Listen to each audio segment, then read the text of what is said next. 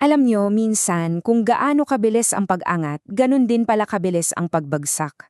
At yan mismo ang nangyari sa isang bilyonaryong wonderkind at kasalukuyang kongresista.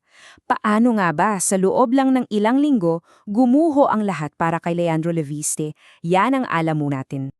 Isipin niyo to, defunct and no longer operating. Sa Tagalog, wala na, hindi na tumatakbo. Yan mismo ang binitawang salita ni Congressman Leandro Leviste live sa national television noong January 14, 2026. Ang tinutukoy niya, hindi lang basta kung anong kumpanya, kundi yung negosyo niya na may hawak na 25-year national franchise mula sa gobyerno. At doon nagsimula ang dambuhalang iskandalo. Dito na papasok yung malaking tanong, di ba? Paano ang isang kumpanya na may basbas ng Kongreso para mag-operate ng 25 years ay bigla na lang palang tumigil? At hindi lang basta tumigil, 4 na taon na palang hindi gumagana. Tara, himayin natin to. Okay, unang bahagi, ang pagsikat ng isang wonderkind. Para kasing maintindihan natin yung pagbagsak, kailangan muna nating makita kung gaano kataas at kabilis siyang umangat. So, sino nga ba si Leandro Leviste? Well, hindi siya basta-basta. Galing siya sa isang napaka-powerful na pamilya, anak ni na Senator Loren Legarda at Governor Antonio Leviste. Nag-aral sa sikat na Yale University, at eto ang matindi. Sa edad na 20 years old pa lang, noong 2013, itinayo na niya ang Solar Philippines. Ang puhunan, isang $100 million na loan mula sa bangko. Grabe, ang laki ng pusta para sa isang 20 anos, di ba? At sa sumunod na 10 taon, parang Midas touch, lahat ng hawakan niya nagiging ginto. 2014, nakuha niya agad ang unang kontrata sa Department of Energy. Pagsapit ng 2019, yun na, binigyan siya ng 25-year franchise. 2021, naging pinakabatang founder na nagpapopoint ng kumpanya sa stock market. Tapos, noong 2025, pumasok na rin sa politika. Nanalong kongresista sa Batangas. Halos perpekto yung imahe niya bilang isang magaling at matagumpay na innovator. Pero, laging may pero.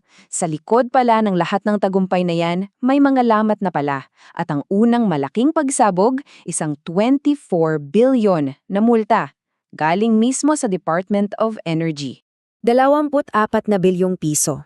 Uulitin ko, 24 billion. Yan yung halaga ng parusang ipinataw sa kumpanya ni Leviste, ang SPHI. Ang dahilan? Hindi raw nila tunupad ang mga kontrata nila sa gobyerno para sa supply ng kuryente. At ito yung nakakagulat na dahilan. Sabi ng Department of Energy, sa halos 12 gigawatts na kuryenteng ipinangako ng kumpanya niya, 2% lang, 2% lang ang naibigay. So, nasaan yung natitirang 98%? Ayun, nga, hindi na-deliver, kailanman. So saan galing yung P24 billion na yon? Hatiin natin. 14 billion, yan yung mga forfeited o nasayang na performance bonds. Tapos yung 10 billion para sa mga obligasyon sa kontrata. At para malinaw, hindi ito isang pagkakamali lang. Sabi nila, systematic daw yung pagpalya sa mahigit 30 kontrat. Pero teka, hindi lang yan. Yung pag-amin ni Leviste sa TV, hindi lang yan tungkol sa pera. Nagbukas yon ng panibago at masasabi nating mas seryosong problema, yung mismong prangkisa na bigay sa kanya ng batas. Ano ba itong franchise na to? Ito yung Republic Act 11357. Isang 25-year legislative franchise na ibinigay sa kumpanya niyang Solar para sa Bayan Corp o SPBC noong 2019. Ang mission sana nito, magtayo ng mga solar facilities sa mga liblib na lugar sa 17 probinsya. Isang napakagandang layunin at isang pambihirang pribileyo, di ba? Pero eto na yung naging problema. Yung mismong pag-amin niya na defunct na sila, parang umamin na rin siya sa mga paglabag. Una, sa Section 2 ng batas, dapat tuloy-tuloy ang operasyon, 4 na taon pa lang hinto. Pangalawa, sa Section 14, dapat taon-taon kang nagre-report sa Kongreso, hindi niya sinabi na tumigil na pala sila. At pangatlo, may issue pa sa Section 18 na posibleng may paglipat ng halaga sa MVP Group na walang permiso ng Kongreso. Gaya nga ng sabi ni Energy Secretary Sharon Garin, simple lang naman yan. May prangkisa ka, may mga obligasyon ka. Kailangan mong sabihin sa Kongreso. Hindi kasi yan parang tindahan na pwede mo nalang isara kapag gusto mo. Isa yang tiwala mula sa bayan at may kaakibat yang mabigat na responsibilidad. Akala mo tapos na? Hindi pa. Mula sa batas ng franchise, umakyat pa yung problema. dumating na tayo sa pinakamataas na batas ng bansa, ang mismong konstitusyon ng Pilipinas.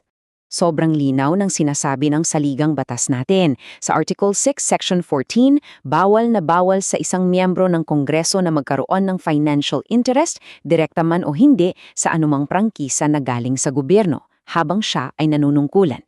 So si Leviste, isang kongresista, may-ari ng kumpanyang may prangkisa.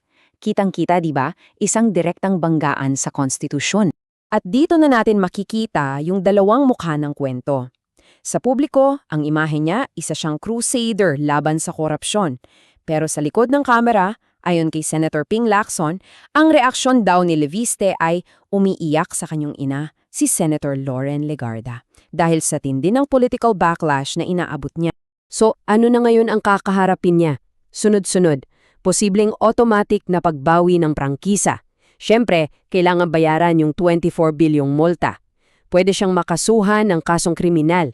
Investigasyon sa Kongreso na baka mauwi sa pagkatanggal sa kanya, mga demanda mula sa mga investors, at syempre ang posibleng tuluyang pagkasira ng kanyang political career. Kaya sa huli, ito ang tanong na naiiwan sa atin. Kapag ang tiwala ng taong bayan ay sinira, ano nga ba ang tunay na kabayaran nito?